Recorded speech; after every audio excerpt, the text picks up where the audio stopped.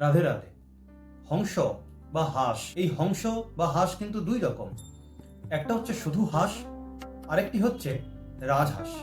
এবার এই হাঁসের সামনে যদি একটি পাত্রে করে জল এবং দুধ মিশিয়ে দেওয়া হয়, সেই হাঁস কিন্তু জল এবং দুধকে একসাথেই পান করে ফেলবে। কিন্তু রাজহাঁসের সামনে যদি জল এবং দুধকে মিশ্রিত করে দেওয়া হয়, সেই রাজহাঁস কিন্তু শুধু দুধটুকুই পান করবে, জলটাকে রেখে দেবে, জলটা পান করবে না।